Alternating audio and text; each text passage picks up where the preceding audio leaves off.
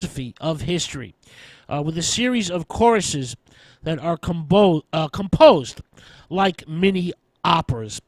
Now, by April 1822, the entire Shelley household moves to an isolated beach house on the Bay of Lauricie, where Mary suffers another dangerous miscarriage and almost dies of an infection, while Claire Claremont reacts violently to the sudden death of her daughter, the daughter by Lord Byron, Allegra.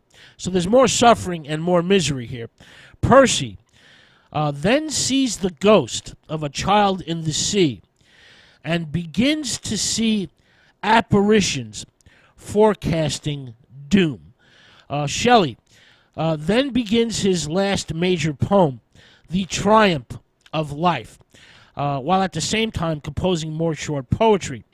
The Triumph of Life, along with these short poems, are filled with melodic grace and melancholia.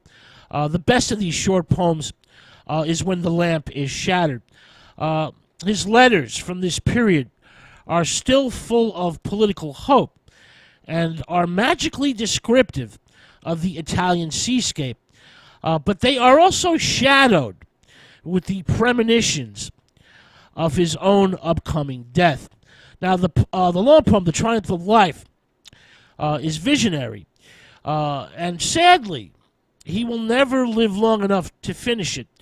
The poem is strongly influenced by Dante's Inferno, as well as the carvings of Roman triumphal processions that Shelley sees in the Roman Forum, as well as, basically all over Italy. The Triumph is a masquerade that belongs to the cruel chariot of life, which is shown as a tyrannical figure.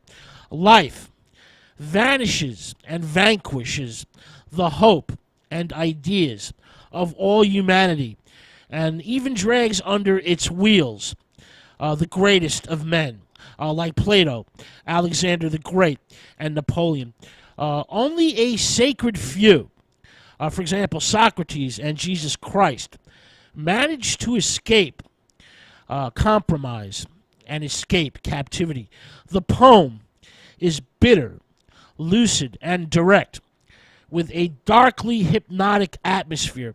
The work features grim and masterful passages about growing old, as well as sexual disillusionment. Now, it's really impossible for us to know how Shelley would have finished The Triumph of Life had he lived long enough to do so. Now, on July 8th, 1822, Percy Shelley drowns, and his friend, Edward Williams, dies with him. This happens on a return trip from visiting Lord Byron at Livorno.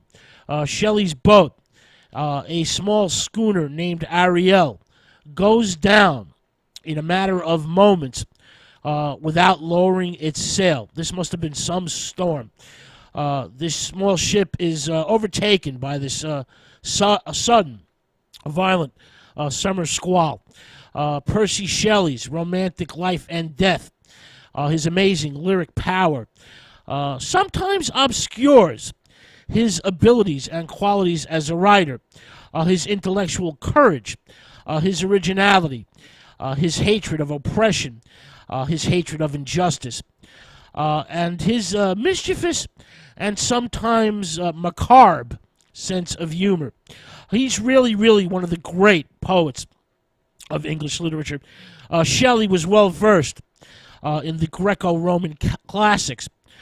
He's also well versed in the languages, philosophies, and sciences of this Greco-Roman period. And his amazing work as a translator of ancient texts is often ignored. Shelley translated from the Greek Plato and Homer, from the Latin Spinoza, from the Spanish Calderon, from the German Goethe, and from the Italian Dante, and even translated some Arabic fragmentary texts. Few of Shelley's highly intelligent, angry, idealistic political pamphlets and essays were actually published in his own lifetime. They are published long after his death. His occasional intellectual arrogance and moments of intense self-pity can be forgiven. But as a poet, Shelley was also filled with the volcanic hope and fiery aspirations for a better world. These aspirations, these hopes, shoot skyward through the bitter gloom. And Percy Shelley, like his friend, the depraved genius, Lord Byron, is now a literary god. All right.